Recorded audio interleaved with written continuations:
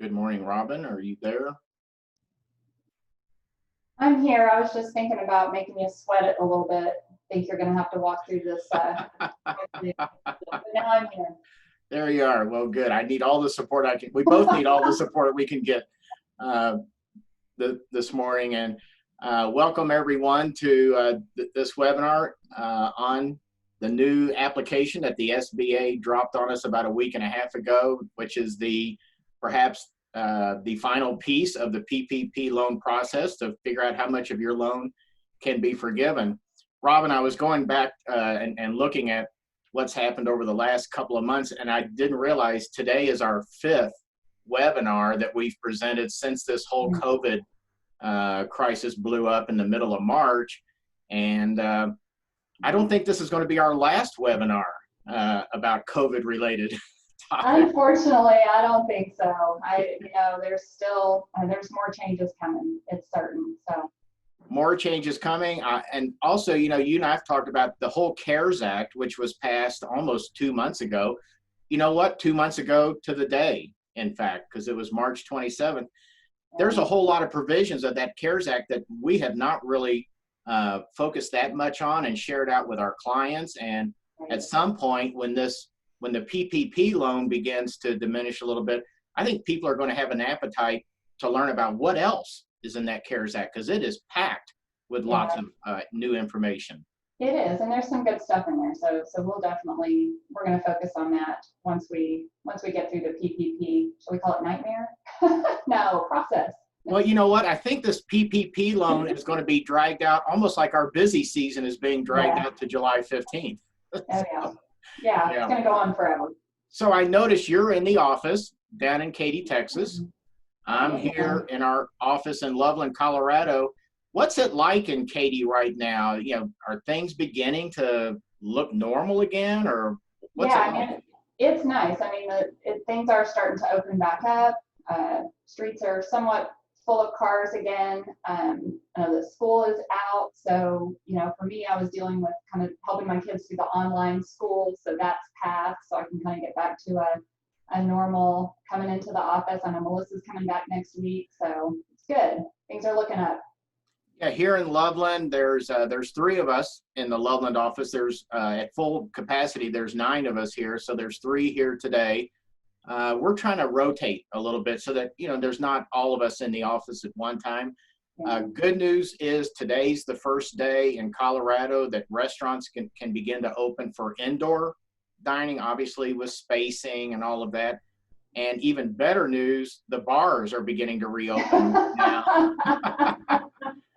With a lot of restrictions, and you have to provide food, all those kinds of things. But it's like, hey, maybe we're beginning to see what normal looks like. And I heard somebody mention last week, we've all talked about this new normal, that we're in this new normal. And somebody made an observation, this is not a new normal. This is actually what normal was going to be 5 years from now. We just got there a lot faster than we thought. That's very true. Yeah. True. So anyway, we're going to deal with a lot of changes, and today we're going to talk about how to, last webinar we did was maximizing your forgiveness from a strategic standpoint. Today's going to be a little more tactical about the application that the SBA dropped on us and what you need to do to navigate that particular process. So let's first talk about the timeline, and we've made references to this. It was 2 months to the day that the CARES Act became law, and then this whole PPP loan thing got going in early April, and you see kind of the timeline there as far as all the various events that have happened along the way. As of May 23rd, 4.4 billion PPP loans had been funded, totaling $511 billion. I did the math on that in my head, Robin, and it comes to about 116,000 per loan. Amazing though, is there's still $138 billion available in PPP loans. So, you and I, we might remember when the second round came out, we were speculating, well, how fast was that money going to go out? And it seems to have either with some of the mixed messages, maybe people are a little afraid to borrow on these loans, I do think that's part of it. We got a lot of questions about, how do I prove that I really needed this? How do I prove that it was necessary to keep my business going? And a lot of panic about that. I think it did probably slow down that process. But if you know people who, businesses that need the money that haven't applied yet, there's still money available. And so we're going to get into a little bit about the application. Robyn's going to show what the application looks like in case you haven't seen it. We're going to talk about a few new concepts that came out when SBA issued this application that some were quite surprising. We're going to do a dive into the new calculator that we have. Robyn's going to do a step-by-step process through there. And then we're going to end up the program with a little bit of crystal ball work because there is a lot going on in Congress right now. There could be some significant and dramatic changes to the PPP loan program. So we want to make sure we cover that just so you're prepared for when those changes do come around. And we might do another webinar depending on how that all turns out. And then we'll wrap up the program with Q&A. So I know you've got the Q&A function there. You can go ahead and be populating that with questions, but we're not going to stop and take questions as they pop up. Otherwise, we'll be here forever. But Robyn and I will stick around afterwards once the presentation is over, and we'll take all those questions until we're done. And Paul, we're already getting some Q&A and some chat, so I'm going to monitor that as best I can. So if you see me over here looking distracted, I am monitoring that. I'll answer as many as I can. So I'll try to give you a heads up if I'm going to ask you a question or yes, try to please blindside you with something like that. Yeah. Call my attention back to you. So that's the timeline. Just to kind of set the stage, let's recall what some of the basics are about this PPP Loan Forgiveness Program. First of all, PPP stands for Paycheck Protection Program. The loan forgiveness depends on how much you spend in these 4 categories of costs: payroll costs, rent, interest on mortgages, and utilities. The payroll piece has to be at least 75% of the overall amount spent in terms of determining the forgiveness. So think of the payroll cost as being the anchor on this. It has to be the amount you're going to get forgiven, 75% of that has to be made up of payroll costs, and then that determines what the 25% piece is as well. And we've covered some of these other points regarding the 8-week period and the parachute. So now what's new is the SBA Loan Forgiveness Application Form 3508 that was released on Friday, May 15th. It's 11 pages, and I want to emphasize legal size. They use legal size paper. Wait, how long was the loan application itself? Wasn't it a 1-pager? Yeah, I was going to say, to put this in perspective, the loan application was essentially 1 page, and it took maybe 15 minutes to fill it out if you maybe did it by hand. Yeah. The forgiveness application is 11 pages of forms, worksheets, and instructions. And it's interesting, they used a real tiny font on that legal size paper. Otherwise, it could have been 20 pages long with a normal font. And Robyn will go through that and show you all some of the page views and screenshots of what that looks like. There's 4 items that you have to submit: the actual calculation form. There's certain representations and certifications, kind of similar to the certifications you initialed off on when you applied for the loan. There's this PPP Schedule A that is primarily a payroll summary calculation. And then there's a list of documentation that's about as long as your arm to support your payroll calculations, how you determine your FTEs, and all your non-payroll costs, things like lease agreements, canceled checks, receipts, on and on. It's a fairly lengthy list of what you'll need to furnish. Interestingly, the SBA estimates it will take you 180 minutes to complete the forms. Robyn, you've spent a lot more time on this than I have. I mean, how much time? Paul, I time it in calendars, time it with a calendar, not with a watch, because it took a lot of time. But here's the good news for you guys. With the calculator, I mean, maybe 180 minutes, but it's the calculator is going to calculate the numbers that go into the schedule, and that's what's so time consuming. So we'll see. The other thing in the application, it did clarify one thing, that the SBA did define FTE, full-time equivalent, as 40 hours. Now, there had been talk about, could we use 30 hours, which healthcare.gov under the Affordable Care Act, that was the FTE standard, or was it 40 hours? SBA did resolve that particular item, and it is a 40-hour calculation. So with that, Robyn, I'm going to stop sharing. If you want to take over and maybe run through the application, we refer to it as the beast. So if you want to give folks a look at the beast. Yeah, let's see here. Let me give you guys a look. All right, is everybody seeing the loan application? Paul, you seeing it? Yep. Okay, great. All right, so the first couple of pages of the loan application are just instructions. So you don't really get into the meat of the application until about page 3. So a couple of things to note as you're completing this. They ask for 2 items here: employees at time of loan application and employees at time of forgiveness. I don't know if they want headcount, if they want FTEs, but those numbers don't go into any calculations. So just do the best you can in completing those 2 line items. Note that if you choose the alternative payroll covered period, which we'll get into, you're actually going to complete both line items. Your covered period is going to be applicable to those costs that are eligible for forgiveness other than payroll, and then the alternative payroll covered period is applicable to the payroll cost. So it's possible that you're going to complete both line items here. So then this goes on and calculates the forgiveness amount. Here's the certifications and representations that Paul referred to. Take a look here on item 5. You're certifying that you believe everything in the application is correct. And then if you have knowingly made a false statement, you could be subject to imprisonment and fines. So, certainly that wouldn't apply anybody on this call, on this webinar. No. But I think, whenever somebody asks me a question about maybe something that might be moderately aggressive or really aggressive in trying to seek forgiveness, I've always come back to here to say, now remember, this is a federal loan application. You're making representations on a federal loan application, and just be careful about what you're representing and what you're doing. Right.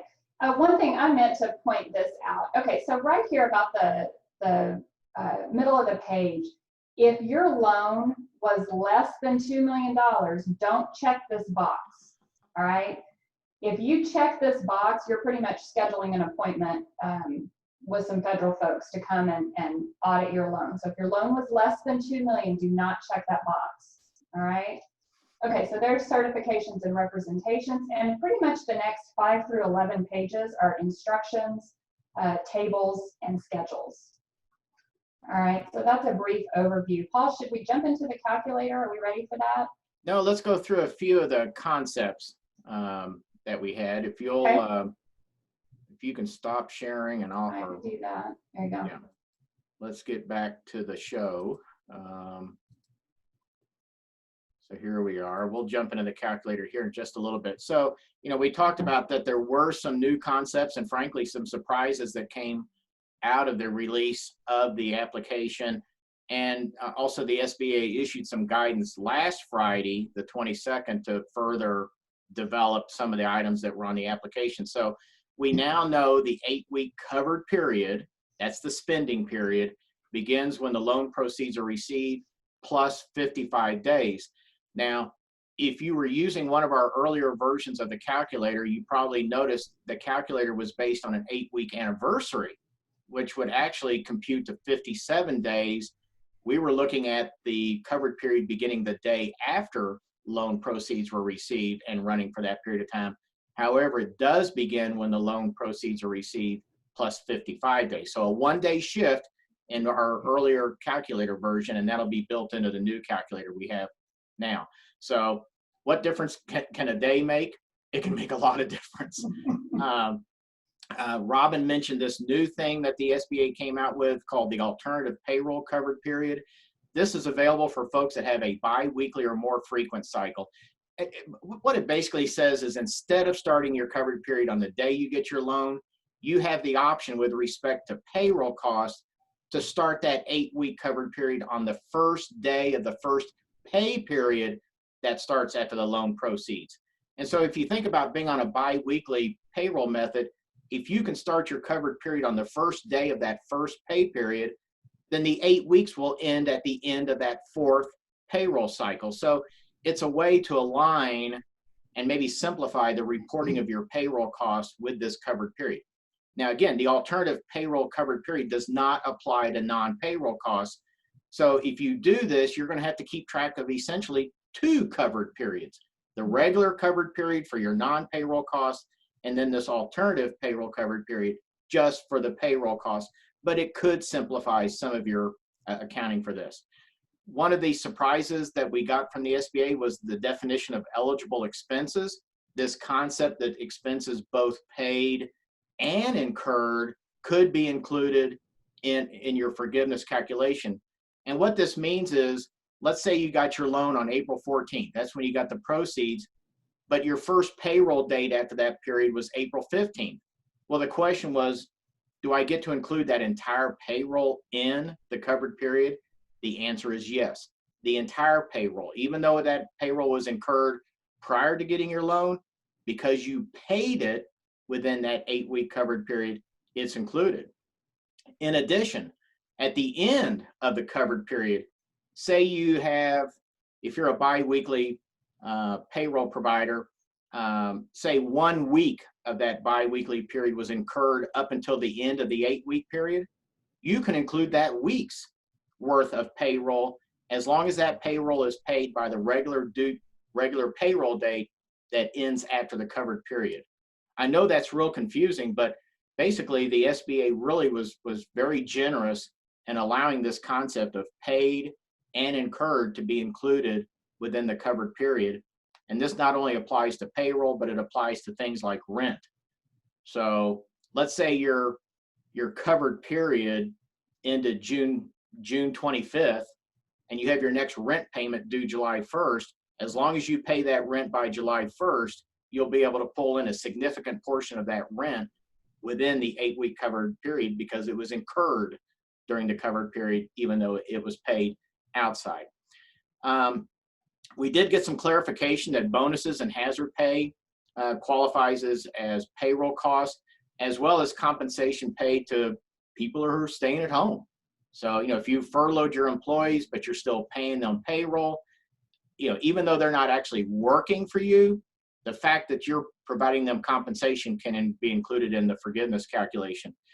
And another good surprise that came in is if you had employees who you had to fire during this period of time, if you had employees who resigned that didn't want to come back to work, maybe they were collecting more on unemployment than by coming to work for you, and they refused to come back to work, those types of items will not ding you in terms of the FTE calculation. And Robyn will get into those exceptions when she gets into the calculator, but really some help here in terms of trying to support the amount of forgiveness. Well, when you get some concepts that are good, you're going to get some concepts that maybe aren't so good. And the one that really caught us totally off guard is this limitation on forgivable compensation for owners. We have had lots of clients that have asked us, well, can I pay myself as the owner of the business? Can I pay myself $15,385 during this 8-week period and have it forgiven? And Robyn, I don't know about you, but I've been saying, heck yeah, sure. $15,385, that's the limit. Well, what the SBA came in and said was, well, wait a minute, for owners, say perhaps a shareholder of an S corporation who's also an employee of the S corporation, for that owner employee, their compensation for forgiveness purposes is going to be capped at the lesser of $15,385, and that's the max anyway, but they're going to have a look back, and they're going to take 8/52 of that owner's compensation in 2019, and if that number is lower than $15,385, that's going to be the cap. So say a S Corp owner who took a very skinny salary in 2019, they're not going to be allowed to take $15,385 during this 8-week period and have that all forgiven. So that was a curveball. That was one that we did not expect, but it's there. And Paul, something else to mention, I don't know if you're going to talk about this later, but they don't define owner. I don't know if there's some sort of threshold. I mean, if you own 10% of an S Corp, are you considered an owner? 1% of an S Corp? What if your spouse owns 100% of that S Corp? Are you considered an, you know, do the attribution rules apply? I haven't seen any guidance on that yet. So yeah, I haven't seen any guidance on attribution, ownership thresholds. They just refer to owners. And so, you know, is that a 1% owner, or do you have to be a more than 50% owner? At this point, we don't know, and I don't know if we'll ever know. So we'll see if any guidance comes out on that. The other one that kind of came out of nowhere was healthcare and retirement costs for owners paid during the covered period is not eligible for forgiveness. So we're not sure why they carved that out and allowed it for employees, but didn't allow it for owners. But you cannot include those two items in the calculation of the owner's compensation for forgiveness purposes. The guidance that was issued last Friday by the SBA said advanced payments of mortgage interest is not eligible for forgiveness. Interestingly enough, they didn't mention rent, that advanced payment of rent might not be eligible for forgiveness. Maybe that was an oversight. Maybe that'll be some future guidance, but they did talk about you can't prepay interest on your mortgages for a period of time and cram it all into that covered period. And then, as Robyn mentioned, there's that checkbox on applications for loans in excess of $2 million. Be careful. That's a tripwire. So with that, Robyn, I'm gonna stop sharing the screen and let you take over with the calculator and give us a view. Okay. Have some fun. While you're doing that, we did get a question from somebody: is it too late to return the loan? So if somebody is scared off by now and wants to give the money back, I don't think it's too late to give the money back. There was a deadline, I think it was May 14th. There was a deadline for people to return their PPP loan proceeds and not be subject to scrutiny as to whether they were actually eligible for the loans or not. But I assume you can repay that loan at any time you want to. Yeah, I would agree. All right, so you're going to see a lot of tabs down here at the bottom of this, as Paul said, beast of a worksheet. I'm going to do my very best to give you an overview of each worksheet, and then I'm going to make some recommendations on where I think you should start. So start by reading through the instructions a couple of times before you attempt to populate anything in the worksheet. This first worksheet, PPP Loan Forgiveness Calculator, this is where you're going to enter just basic information, and this calculates the actual loan forgiveness, okay? Something that's really important to note as you're working through here, you're only going to enter information if it's in a little red box. Those are the input fields. So if you enter information in a box that doesn't have a little red box around it, that's a formula, and it's going to mess up your calculations. All right. The application totals worksheet kind of mirrors the actual loan application or the forgiveness application itself.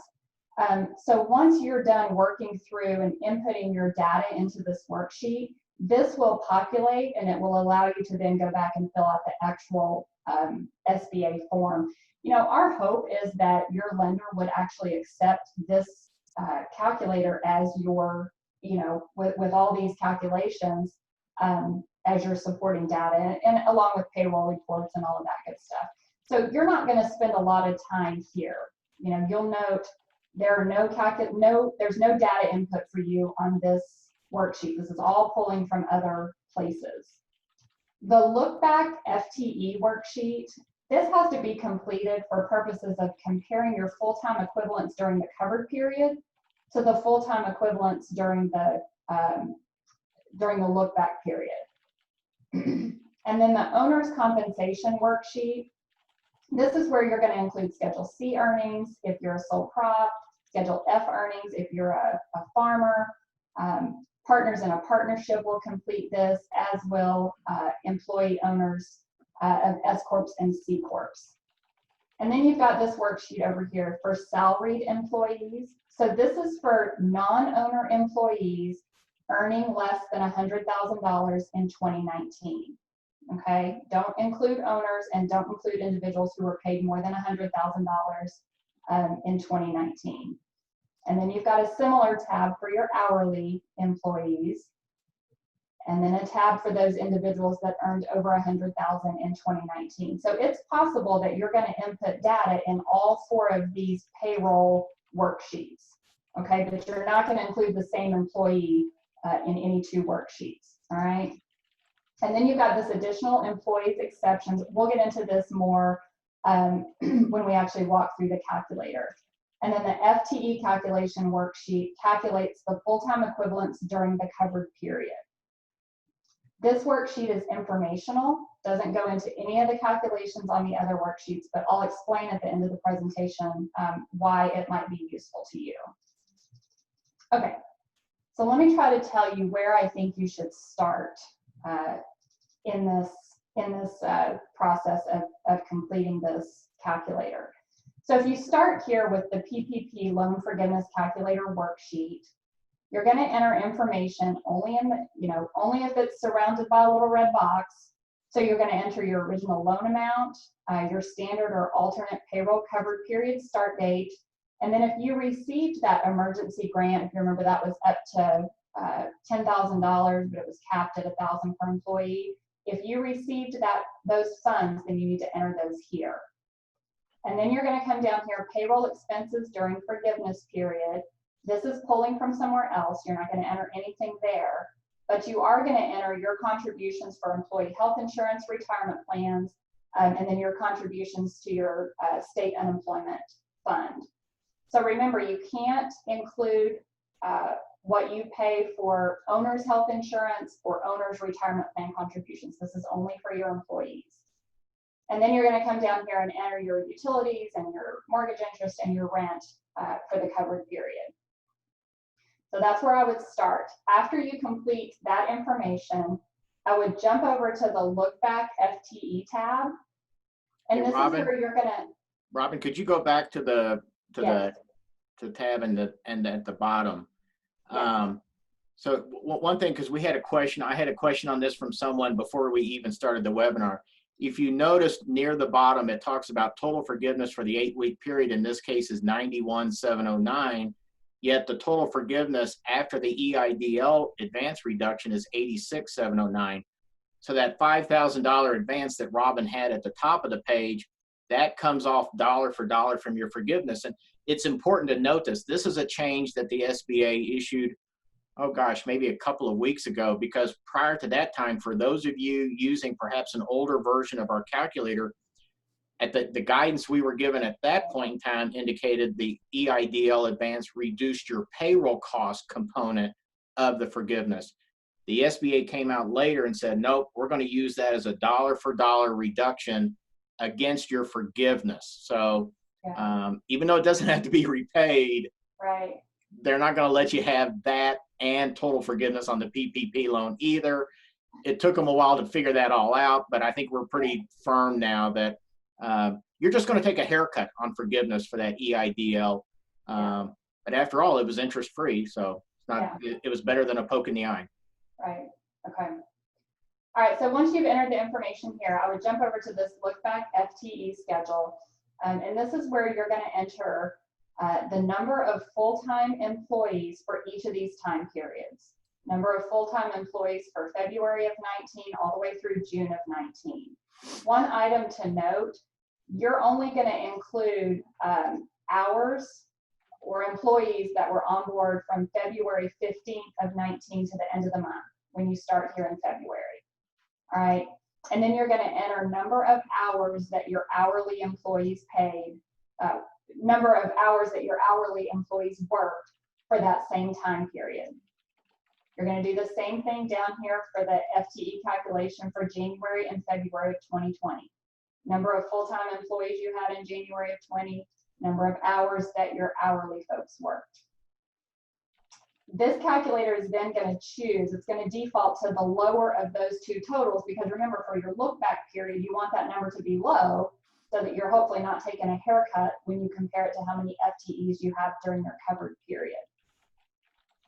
So next I would go over to the owner's compensation schedule. If you're a sole proprietor, Schedule C, enter the information requested from your 2019 individual income tax return. Same if you're a Schedule F farmer. And then if you're a partner in a partnership, you're going to pull information off of your K1 for 2019. You're going to enter that data here. And then if you're an owner of an S Corp or a C Corp, you're going to enter your 2019 compensation and your covered period wages here. Once you've completed that step, go over to the salaried employees worksheet. And remember, you're not going to include owners here, and you're not going to include individuals who earned more than $100,000 in 2019. All right, so this worksheet is for salaried employees, not owners, those individuals who earned less than $100,000 in 2019. And you have to report this on an employee by employee basis. All right, so you're going to enter their covered period wages, and then you're going to enter their first quarter 2020 wages. You're going to jump over here and enter their salary, what their annual salary was for the pay period that included February 15th.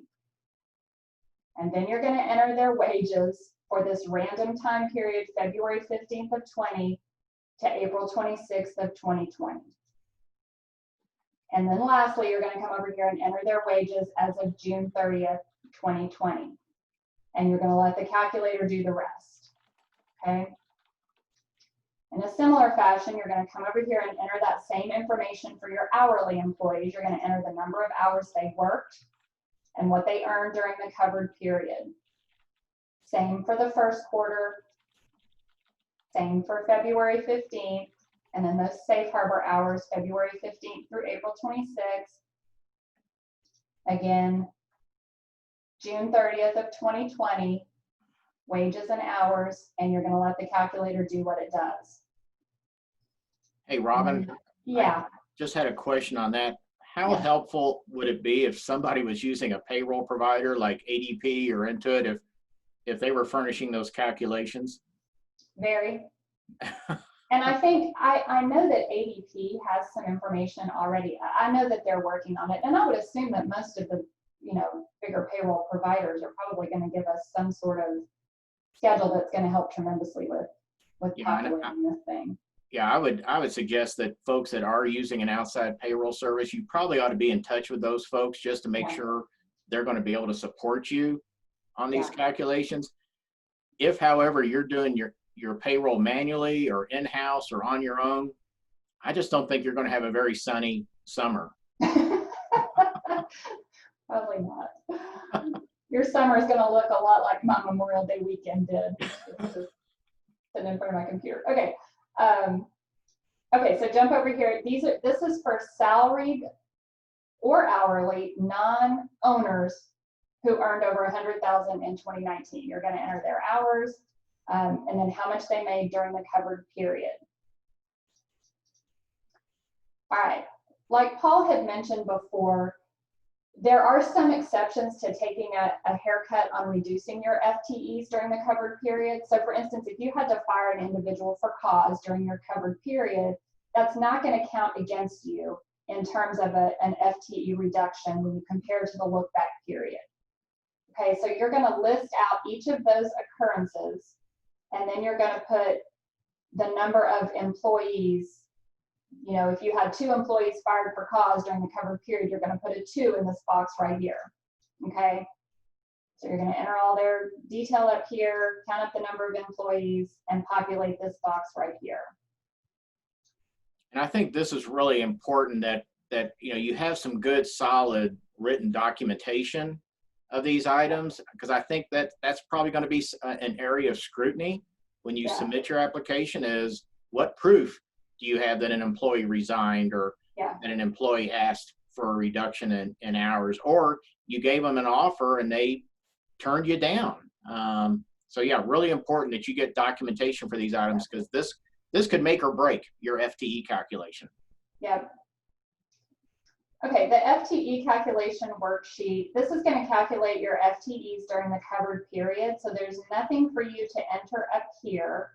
The only reason you would need to enter information here, if you get back over here to the calculator and you see that you have something less than 100% right here, that means you're taking a reduction because you reduced your FTEs.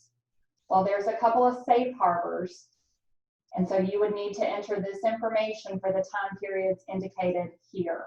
But you only have to go through that process if you're subject to an FTE reduction. So if you're not, yeah. So this is kind of like a fallback, Yeah. Some alternative safe harbors to try to get you back Yeah. to 100% if possible. Yeah. Excuse my random numbers down here. I must have still been texting. Okay. This worksheet. So let's say if you remember the Families First Act, there were some provisions in there for some expanded FMLA and some emergency sick leave. And any wages that you paid for emergency sick leave or expanded FMLA are not included in the payroll calculation for purposes of loan forgiveness. So if you're looking at payroll reports and then you're trying to look at your payroll that you're entering over on one of those other worksheets, and this applied to you, those are not going to tie out. So this might be helpful in helping you kind of work through that reconciliation. So nothing in here goes into the calculator, but it might help you reconcile the two numbers. So if this applies to you, I do recommend completing this and giving it to your lender, because the easier you can make it on the lender, make it as clear as possible. I think you're going to be better off. So that's pretty much all 11 tabs. Wow. That's okay, fun fact, Paul. That's a lot. Here's the very first calculator. 1 tab, 63 lines. That was on April 7th. That's what we thought the process for forgiveness was going to look like. Yeah. Do you have that? Changed a little. Do you still have that calculator? Oh, I was showing it. Sorry, I forgot to. I think I didn't share that screen. Yeah. So here, how many pages were here? 11. Yeah. Yeah, 11 worksheets to match up with 11 pages of SBA guidance. And if you have the original calculator from early April, I mean, it's like, it's funny how things change. Is it funny? I don't know. I'm not laughing yet, but maybe I will be after I recover from this. Oh my goodness. So I know that was really fast. There's a lot of information in there. I know it looks overwhelming, but remember that not every tab is going to apply to you. I think if you just focus on inputting the information into little red boxes, I think it'll work for you. Yeah. Okay. Let's jump back into the presentation. I'll let you take over, Paul. So I was answering some of the Q&A as you were going through that part of the presentation, and looks like we're getting more and more questions, probably about the calculator, and you're the guru on that. Okay. So just to kind of recap what Robyn just went through, this is kind of the step-by-step process that she went through on the calculator. Step 1 is jumping into that calculator so you can enter that basic loan info.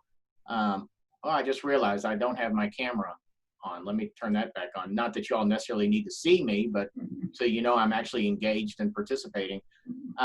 Step 2 is going to that look back FTE worksheet so you can enter that historical FTE data on those 2 different periods to whichever one works to your advantage. The heart and soul of this whole thing is the payroll information in step 3. And Robyn went through those 4 different worksheets. The worksheet for the owners, the worksheet for your salaried employees, the worksheet for your hourly employees, and then the worksheet for those folks that made over $100,000 in compensation in 2019 for the non-owners. So those 4 worksheets, that's going to be the heart and soul of the payroll cost calculation. Step 4, don't overlook those additional employee exceptions, the people that refuse to come back to work, the people you had to fire for cause, those types of exceptions. Don't overlook those. And then step 5 is to go to that application totals worksheet, which looks exactly or almost like the SBA forms that you're going to be submitting. In fact, be sure you're talking with your lender about how they want you to submit this application. Because Robyn, I don't know about you, I talked to 3 different bankers last week and got 3 different answers on how this was going to be done. I know a banker at home. I'll ask him and see what he thinks. Yeah. Ask your banker. My husband's a banker, for those of you who don't know. I mean, I did have one banker who I said, we're putting together a calculator that we think is going to replicate the SBA form. And he was like, well, shoot, we might just use your calculator. But again, that was just one banker. And, they're all trying to figure it out too, as far as how they're going to apply these rules and how they're going to handle the application process. Let's see. Let's go to the next slide here. Okay, so as much as we know, there's still a lot we don't know. Robyn, I don't know if we're ever going to get answers on these things, but not on all of it. Yeah, we're going to keep asking. One of the questions is, well, the June 30th parachute date, that's the date where you rehire everybody, restore their wages. Is that date going to get extended? We'll talk about that in a little bit. Will the 8-week covered period be lengthened? Because we're hearing more and more that this 8-week period is not working for a lot of businesses like restaurants, bars, personal services, who maybe haven't even reopened yet. From the get-go, we've been asking if interest in utilities as part of an office and home deduction, will those qualify under the interest and utility buckets? Again, we don't know. Robyn, we also talked about this ownership percentage threshold, this definition of who an owner is. Is that based on percentage? We don't know. And will there be attribution so that if a spouse of a business owner is paid compensation, is that going to be treated as owner compensation? Again, we don't know. And of course, how you submit your application and the deadline for submitting the application, those are unknowns as well. But again, on that particular issue, we suggest you be in touch with your lender to see how they're going to govern their particular process. Before we finished up, we did want to touch base. If you've been watching the news, there is a lot of action in Congress right now. We expect something to happen this week, perhaps a vote. Anyway, there's a Senate bill that Marco Rubio has been pushing to extend that covered period from 8 to 16 weeks. It failed last week because the Senate adjourned for the Memorial Day weekend before they could get it out to the floor. There is an expansive House bill that's in the works right now that would expand the covered period from 8 to 24 weeks. It would get rid of this 75% rule that has to, that 75% of the forgiveness has to be based on payroll costs. It would extend the June 30th parachute date. We don't know to what extent. And it would even extend the 2-year repayment period for the amount that's not forgiven. So a fairly comprehensive reform package for this whole PPP loan program. And then there's also a separate Senate bill that's been introduced that's somewhat similar to the House bill. So, the word here is that something's going to happen. There seems to be bipartisan support. It's just the devil's in the details, of course, but we're going to continue to monitor these developments from both the SBA and Congress, and we'll be sure to communicate that information out. So Robyn, did you want to talk about, what we're going to do with the calculator with all of this happening? Sorry, I'm over here on the Q&A. Just typing okay. Yeah, so here's what we're going to do on the calculator. We are going to share that. We're going to get that out to you, but we're going to wait and see if this bill passes because I'm almost sure that this calculator is going to change. So let us get through that. We'll update the calculator and we'll get it out to you. We're happy to share that. Yeah, and we do have a list of all of you that registered for this webinar. So because you took the time to invest in us and participate in this webinar, we will make sure to keep your email information. And once that calculator becomes available, when Congress either does or doesn't act, then you're going to get first, we're going to send it out to you first right away. And then we'll be sharing it with other people that want it as well. But I would also encourage you to, keep track of our website. We have a specific page that's COVID related with just a ton of resources and the calculator will be there once we get it there. But we continue to update that particular page with developments as they come along. So if you haven't bookmarked that page, probably a good idea for you to do so, just so we're keeping you up to date with the latest information out there. So Robyn, I bet you we're getting quite a few questions. We are, so a couple of them. So is there a required time frame for this info to be at the bank? I think the deadline to apply for forgiveness is October 31st. Is that right? I saw that. That rings a bell. I think there was something about extending it to December, but I think you're right, October. You know, you can certainly submit it earlier than that. And then the bank has 60 days to process your application and let you know what that forgiveness amount is. Yeah. Paul, are you looking through the Q&A? Let's see.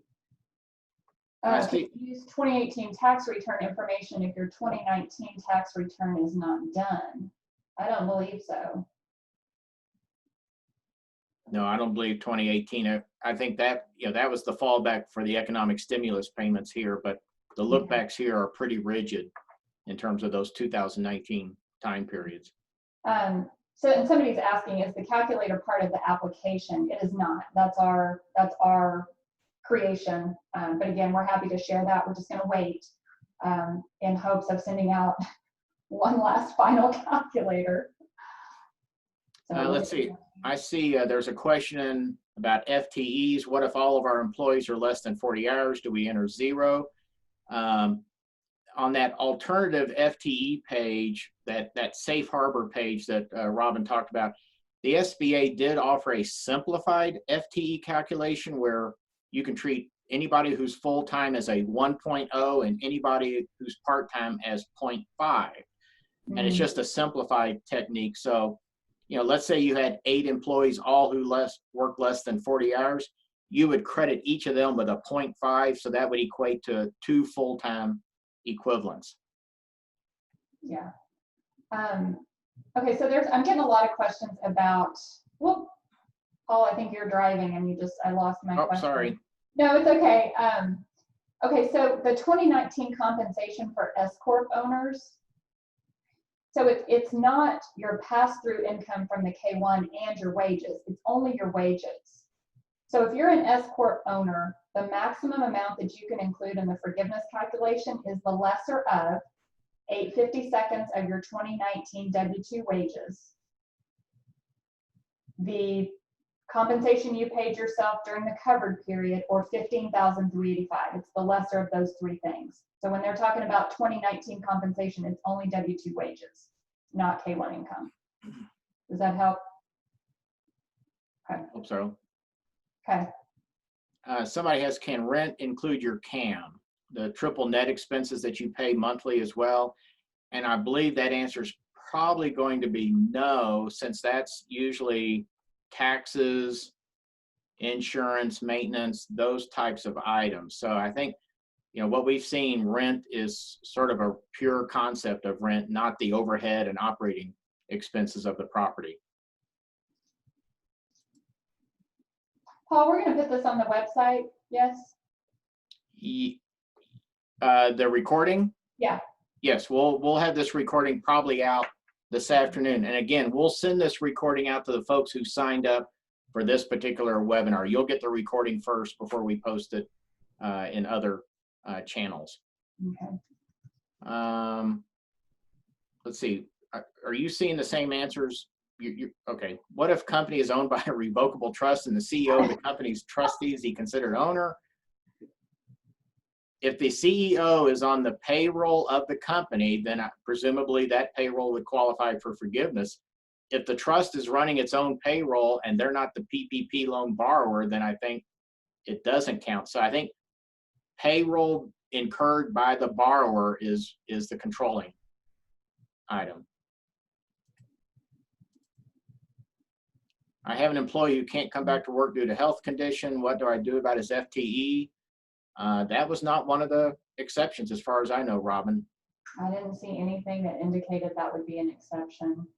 Now they might be getting that emergency paid sick leave or other expanded FMLA, so maybe the employer qualifies for credits there too. Yeah, so here's a good question. So I think we've confused some people. So somebody's asking, you don't have to match your, so somebody's saying if they're looking at S-Corp owner pay having to match 2019, I think what she's saying is I paid my people more during the forgiveness period. The owner doesn't have to match what they paid in 2019. The maximum they're allowed to include in forgiveness is 8/52 of what they paid themselves in 2019. Correct. So if you didn't pay yourself anything during the 8-week covered period, that's fine. You don't have to.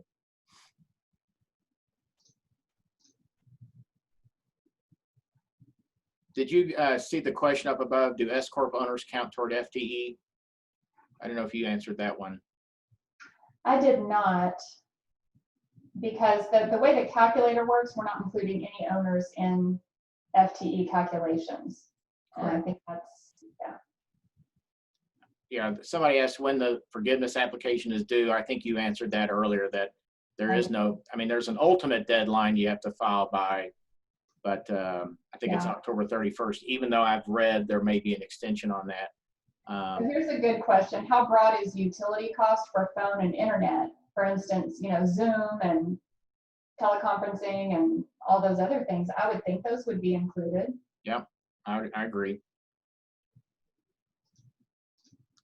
Somebody's asking if waste management is included in utilities. That's your trash service.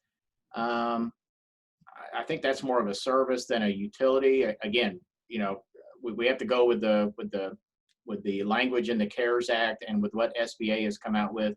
They've tended towards more traditional concepts of utilities like power, gas, light, phone, internet, those types of items. So I don't think garbage or trash removal service is going to qualify.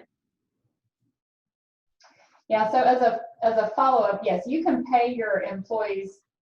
If you paid your employees more in 2019 than you do during that 8-week covered period, you may have a reduction in your forgiveness. The calculator will do that for you. Okay. Okay. Oh, maybe she's saying if you pay your employees more in 2019, that's okay, versus the owners. Yes, that's a good answer. That's fine. What do state and local taxes include? Yeah, on line 8 of the forgiveness calculator, or they may be looking at the application, that's state unemployment tax. So what you pay to Texas Workforce Commission, or what do y'all have up there? Colorado Department of Labor and Employment. You might also, I know some communities have an occupational tax. Denver does, Aurora does. There's some communities that have an occupational tax. It's basically a head tax for your employees. Those would count, but of course you have to be in those particular jurisdictions. Pete, thank you for your comment there about the helpfulness of these webinars. It's a joy for us to be able to do this and get this information out to you. So we appreciate those kind of comments. Thank you. Let's see, if we counted bodies of people for number of employees, it sounds like we will have a problem on the forgiveness. Of course, that was, when you put your number of employees on the application, that may not have been necessarily based on those look back periods that Robyn went through on the calculator. So you would want to make sure you fill out that part of your look back FTEs based on the rules rather than being tied to the number you put on your original loan application. So you would definitely want to do that FTE calculation based on the actual calculator that Robyn had. Yeah, so here's a good question. Can we include partial rent amounts in the forgiveness? So this is somebody that paid 2 months worth of rent, but that will exceed, if it includes the full amount, it's going to push them over that 25%. I believe the answer is yes. I don't think you have to include all of those expenses in there.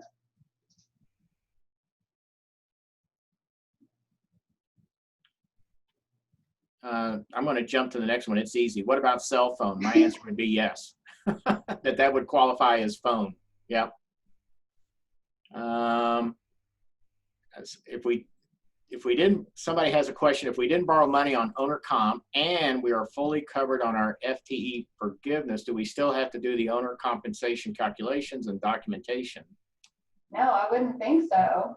And same thing for part-time employees. I mean, if you only included your full-time salaried employees and you didn't have a reduction in headcount, if you look, and I don't have the calculator up in front of me right now, but on that calculator, you can input on the PPP application and put a 1 where it says that you can override it if you didn't have a reduction in FTEs. And then I would complete the salary worksheet, and I think you're done. Yeah, I mean, I think there, if without including the owner compensation, you're already at 100% forgiveness, you're done. Stop. Yeah. Stop working on it. You're done. Hey, Dan. Yeah, transportation costs are eligible, but we have no idea what transportation cost means. Yeah, I did get some information on transportation costs. There are some communities where the light rail or the transportation system is billed out as a utility. And in Portland, Oregon is an example I've heard has that. These are mostly West Coast communities have that transportation utility, but it's not, you certainly don't have it in Houston. We certainly don't have it here in Colorado, but there are some communities that have a transportation utility. Yeah. What if your utility payments are run through your credit card? Is it the service date, the transaction date, or credit card payment date? I would say it's the date the charge hit your credit card, not when you pay the credit card. So I agree. yeah, that utility bill was paid the date your credit card processed that particular payment and added it to your bill. So transaction date. How is the 25% figured? I mean, that's an algebraic equation. Once you figure out the payroll piece, which is the 75%, that then, if you divide your payroll cost by 75%, you get to the 100% figure. So that gets you to the 25% area. Simple algebra, right, Robyn? No such thing. No such thing. We call it oxymoron. No such thing. There you go. And someone said thank you for hosting this webinar. Okay. Well, we've gone through all the questions. I don't know if we had anything in chat that didn't happen. No, that's all been addressed. Oh, one more Yeah. Q&A just popped up. Oh no, just a thank you. Our pleasure. Yep. Another thank you. Thank you so much. So the 25% is not based on the total of the loan. I think that's a question. The 20, you're forgive of the amount that's forgivable, up to 25% of that amount can be non-payroll costs. Again, the calculator will help in determining that calculation for you. Oh, somebody says go have a beer for lunch. That sounds like a great idea. Of course, we'd have to be socially distanced for that. So somebody had the SBA has reached out to us via email after granting the initial online EIDL to offer additional loans. This has been popping up a lot. Yeah. So let me just take a minute. For those of you that took our advice 2 months ago and applied for those emergency grants and you got some of that money, that was step one. That was step one in applying for an economic injury disaster loan. What's been happening now that the SBA is catching up on all those initial applications is they've been sending emails to you, to the folks that got those grants. In fact, we got an email like maybe a week and a half ago that says, okay, if you want to go forward and get a full-blown economic injury disaster loan, now's your chance. And right now, those loans are capped at $150,000. So if you have the need to get one of these loans, this is your opportunity to click the button, I think, that says proceed or something like that, and apply for the loan. But let me warn you about these EIDL loans. They carry interest at 3.75%, which isn't the end of the world, but it's not a bargain either. But as an SBA loan, you're going to have to personally guarantee the loan. You're going to have to furnish collateral. They're going to secure assets to make sure that loan gets repaid. So I would suggest before you go forward with that loan that you talk to your more traditional lending sources. Perhaps the banker you're already working with. Things like lines of credit might be preferable, because once you get one of these SBA loans and you've collateralized the loan and they've secured your assets, you've really limited your ability for any additional lending. The SBA will have you tied up. Think of the EIDL as basically being a loan of last resort. So if you can't get loans anywhere else and EIDL from SBA is your only option, then that's where you have to go. But certainly we had a lot of clients in Estes Park after the September 2013 floods that got disaster loans from the SBA. Most of them are not happy, or they've not had a favorable experience with those disaster loans. So again, it's a last resort option, not the first resort. So Paul, then somebody's saying, okay, how do we withdraw from that process? I'm not sure. I would just, don't provide any more documentation. And then when the loan documents are drawn up, you just don't sign them. You just don't take that final step and you'll be fine. Yeah. Yeah. I know about, the only thing I know about the Main Street Loan Program, somebody's asking about that. That is a program operated by the Federal Reserve.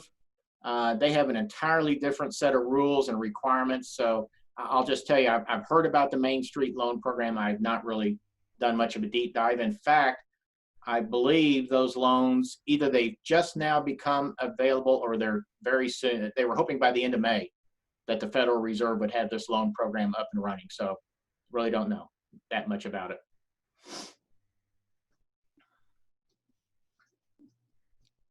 Somebody's talking about if they receive a PPP, should they let other loan options sit? I would say, I mean, you don't, if the PPP serves your needs, great. You always have other options to borrow money after the PPP loan. So I would not over leverage myself during a crisis. Okay. Those are the questions that we have. We really do need to wrap up. So again, we'll get that calculator out. We want to see what Congress does, because we may have a total revision to the calculator to take into account maybe some of these extended periods of time. But today, we appreciate your time and interest in participating in the webinar. Robyn, thank you so much, because I know you spent most of your Memorial Day weekend developing that calculator and modifying it and making sure it was something we could present to our folks today. So thank you for that. And folks, we will stay in touch. And as we always say, be safe out there, and let us know how we can help you. Yeah. Thanks, guys. Okay. Take care.